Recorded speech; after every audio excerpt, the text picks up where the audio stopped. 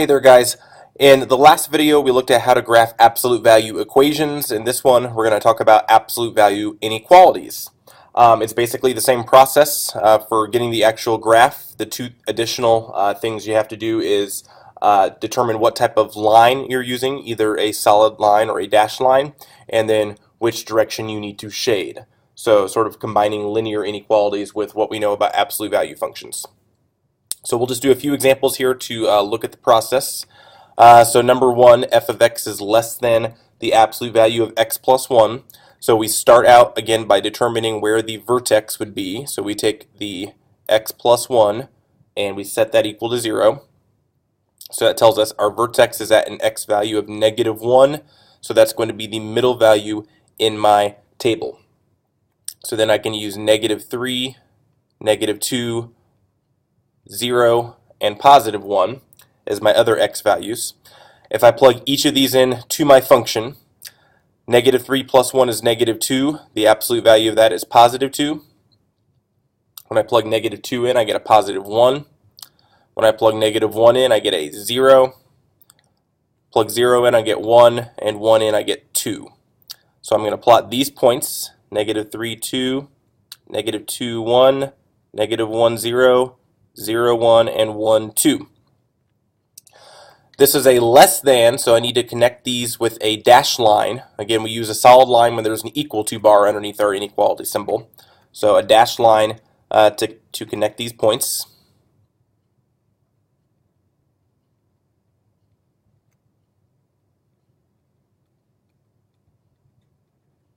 And then this is f of x is less than, so we're going to shade below the graph, so that means everything in this region is going to be shaded.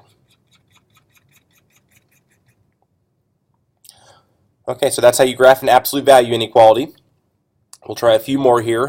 Number 2, f of x is greater than or equal to the absolute value of x minus 5 minus 2. Again, we take the part inside the absolute value bars. We set that equal to 0, and that tells us our vertex has an x value of 5. So that will be the middle part of our table, and then we'll pick 3, 4, 6, and 7 as the other values to plug in. When I plug in 3, 3 minus 5 is -2. The absolute value of that is 2, and then 2 minus 2 here is 0.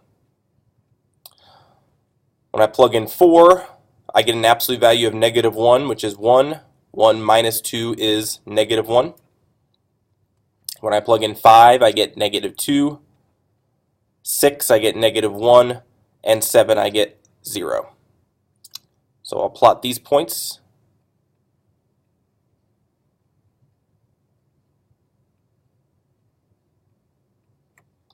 And then I have a greater than or equal to symbol, so that means I could connect these using a solid line. And make sure you're using just like linear functions, a straight edge on these, since they are line segments that you're connecting. We're going to shade above the graph on this one, since it's a greater than or equal to, so that means everything in this portion here.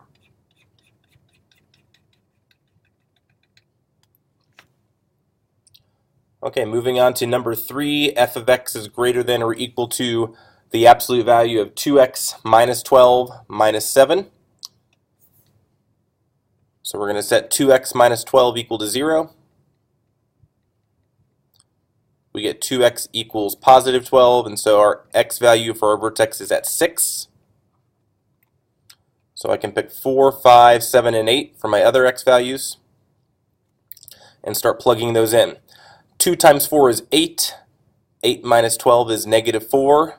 The absolute value of that is 4, and 4 minus 7 is -3. 5 times 2 is 10. 10 minus 12 is -2. The absolute value of that is 2, and 2 minus 7 is -5. 2 times 6 is 12. 12 minus 12 is 0, and then 0 minus 7 is -7. 2 times 7 is 14. 14 minus 12 is 2. 2 minus 7 is -5. And then finally, 8 times 2 is 16. 16 minus 12 is 4. 4 minus 7 is -3.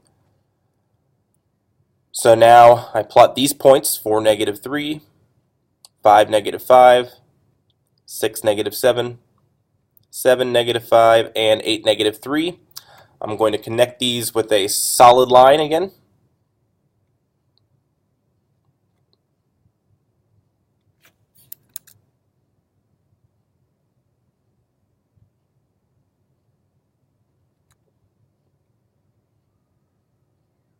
And then my shading is going to be, again, above the graph.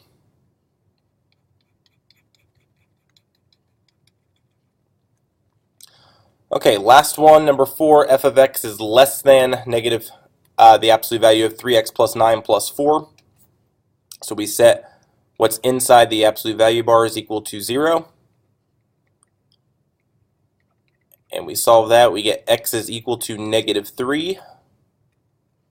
So in our table, we'll have a -5, -4, -3, -2, -1. So I plug each of these into my function. Be careful of this negative sign out in front. So if we take 3 times -5, we get -15. -15 plus 9 is -6. If we take the absolute value of -6, we get +6, but then this negative sign out in front makes it a -6 once again. So we end up with -6 plus 4 for this first y value, and that gives us -2. Similar process for the rest of these. When we plug in -4, we get a -3 inside the absolute value bars. The negative on the outside makes it a negative again, so we have -3 plus 4, which is 1. When I plug in -3, I end up getting a 0 here. 0 plus 4 is 4.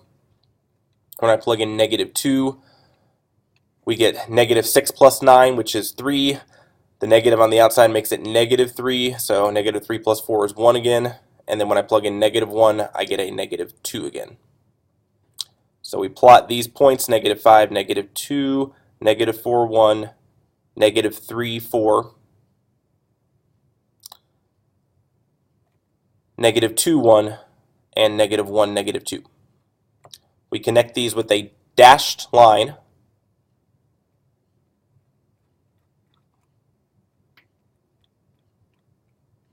And our shading, we're less than, so we're going to go below the graph. Okay, so that's graphing absolute value inequalities. If you had any questions over this video, make sure you have written those down. And until I see you the next time, have a nice day. You're all wonderful people.